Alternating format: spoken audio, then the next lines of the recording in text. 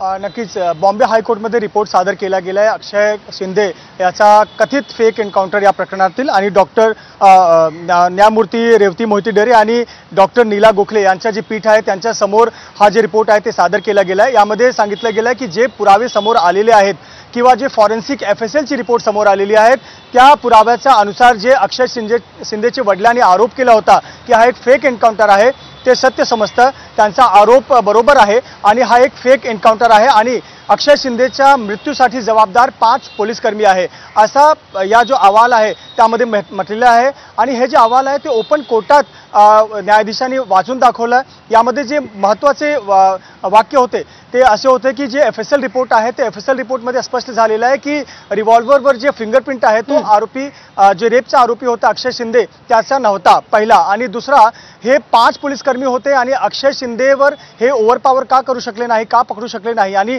त्याच्यावर जे एन्काउंटर आहे ते एन्काउंटरचे पायावर गोळी न झाल्याने ते समोर बॉडीवर ते गोळी का चालवले असंही त्यांच्या डोक्यावर गोळी का मारले असाही प्रश्न समोर उपस्थित झालेला आहे रिपोर्टमध्ये।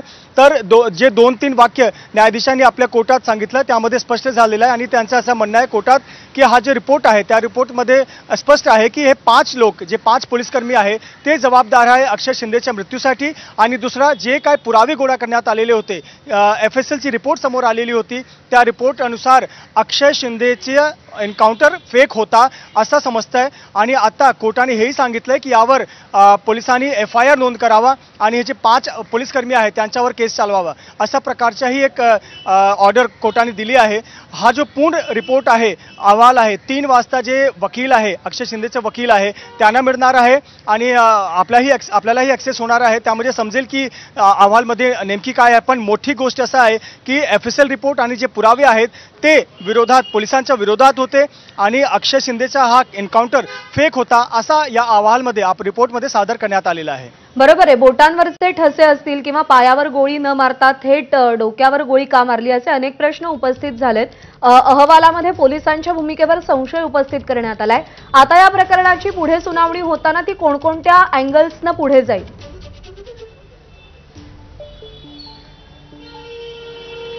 नक्कीच आजचा हा रिपोर्ट जो आहे तो कोर्टात समोर आहे आणि कोर्ट आता रिपोर्टानुसार ते जे डायरेक्शन आहे ते सरकारला देतील आणि सरकार आता यावर काय पाऊल उचलतं त्यावर कोर्टाचाही लक्ष असेल। आता कोर्टाने जसे सांगितलं आहे की हा जे 5 लोक आहेत ते मृत्यूसाठी अक्षय शिंदेच्या मृत्यूसाठी हे जबाबदार आहे तर त्यांच्यावरही गुन्हा नोंद केला जाईल। ज्या परिसरात ही घटना घडली ठाण्यात ज्या पोलीस स्टेशनच्या आत ही घटना घडली तिथे गुन्हा नोंद करण्यात येईल आणि त्यांच्यावर आता केस चालणार आहे आणि त्या केसची काय प्रोग्रेस आहे तेही कोर्ट पाहणार आहे। तर अशा प्रकारची जी डायरेक्शन आहे ते कोर्ट आता देणार आहे आणि सध्या सरकारच्या यावर काय म्हणणं आहे कारण सरकारने एक दावा केला होता की हा थोडासा थांबवते रुपाली चाकणकर सध्या बोलतात। सातत्याने आपण पाहतोय की विरोधक ज्यावेळेस भाष्य करतात त्यावेळेस त्यांना अचानक महाराष्ट्र असुरक्षित वाटायला लागतो काहींना।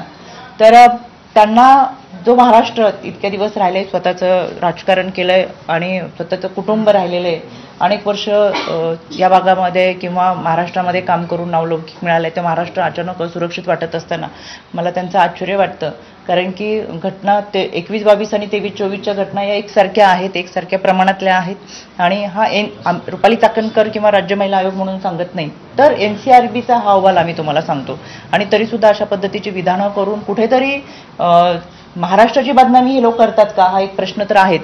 आणि दुसरीकडे स्वतः म्हणजे महाराष्ट्राच्या जनतेने ज्यांना नाकारलेलं आहे तर हे नैराश्य गेलेला आत्मविश्वास आणि याच्यामुळे सातत्याने अशी केलेली विधानं मला असं वाटतं ही त्यांच्या तोंडी येत असतात। पण आपण जशा पद्धतीने म्हणताय की पण याच्यामध्ये ज्या काही घटना घडूच नाही यासाठी आपण प्रयत्न करतो। कोणतंही सरकार सत्तेमध्ये आल्यानंतर त्याला वाटत नाही की आपल्या कार्यकाळामध्ये काही घटना अशा पद्धतीच्या घडाव्यात। याच्यासाठी महाराष्ट्र शासन गृहमंत्री हे सतर्क आहेत आणि सातत्याने याच्या पुढे घटना घडत असेल तर त्याच्यामध्ये न्याय देण्याची। तर अक्षय शिंदेच्या मृत्यूला 5 पोलीस जबाबदार आहेत असं न्यायालयीन चौकशीच्या अहवालात नमूद केलं गेलेलं आहे। पोलिसांनी अक्षय शिंदे विरुद्ध केलेला बळाचा वापर अनुचित असल्याचं देखील हा अहवाल सांगतोय।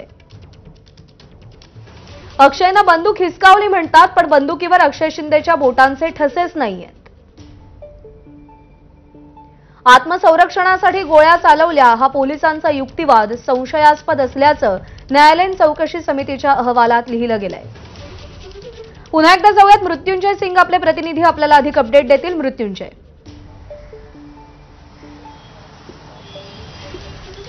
प्रज्ञा, माझ्याकडे जे 5 पॉईंट्स आलेले आहेत, जे रिपोर्टमध्ये आहे, जे अहवाल कोर्टात सादर केला गेला आहे. मी 5 पॉईंट जे आहे ते वाचून दाखवतो काय काय आहे नेमकी. पहिला सगळ्यात असं सांगितलं गेलं आहे की जे 5 पोलीसकर्मी होते आणि अक्षय शिंदे एकटाच होता आणि हे जे 5 पोलीसकर्म्यांनी जे बलप्रयोग केला ते अनुचित होता, चुकीचा होता. पहिला. दुसरा असं सांगितलं गेलं आहे की अक्षय शिंदेचा जी मौत झालेला आहे, मृत्यू झालेला आहे, याचे जबाबदार हे 5 पोलीसकर्मी आहे. तिसरा, जे रिपोर्ट समोर आलेली आहे FSLची रिपोर्ट, त्यामध्ये जे रिव्हॉल्वर होती, रिव्हॉल्वरवर अक्षय शिंदेचे फिंगरप्रिंट होते. तर FSLच्या रिपोर्टमध्ये समोर आलेलं आहे की पूर्णपणे तो फिंगरप्रिंट नव्हता. तर हा चुकीचा पोलिसचा दावा होता आणि तो चुकीचा आहे. तर अक्षय शिंदेने फायरिंग केली नाही असंही समजतंय. आणि चौथा, पोलीसकर्मियांनी जे सांगितलं होतं की त्यांनी आपल्या आत्मरक्षणासाठी गोळी चालवली, तेही चुकीचं आहे आणि ते सस्पिशियस आहे. कोर्टानं आणि किंवा रिपोर्टमध्ये ते समोर आलेलं आहे की हे सस्पिशियस होता की 5 पोलीसकर्मी जे ट्रेंड पोलीसकर्मी आहेत, त्यांना एक अक्षय शिंदे जो आरोपी होता तो ओव्हरपॉवर कसा करू शकतो आणि तो पोलिसांचा जे दावा आहे की त्याने आपल्या संरक्षणमध्ये गोळी चालवली आणि त्याला डोक्यात गोळी झाडली, तर याच्यावरही पोलिसांना कोर्टाला संशय होता आणि तेही रिपोर्टमध्ये समोर आलेलं आहे.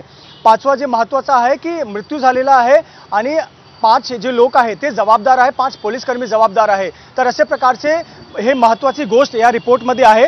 आता जी रिपोर्ट आहे ते 3 वाजता जे वकील आहे अक्षय शिंदेचे त्यांनाही मिळेल किंवा इतर लोकांनाही ॲक्सेस होईल. तर ह्या रिपोर्टमध्ये महत्त्वाचा गोष्ट असंही आहे की हे जे 5 पोलीसकर्मी होते ते अक्षय शिंदेच्या मृत्यूचे जबाबदार होते आणि आपल्या महाराष्ट्रात विपक्षनेही हा मुद्दा उचलला होता आणि सांगितला होता की हा फक्त एक पब्लिसिटीसाठी किंवा आपलं जे नाव आहे ते वाचवण्यासाठी असा प्रकारचा एक फेक एन्काउंटर केला गेला आहे.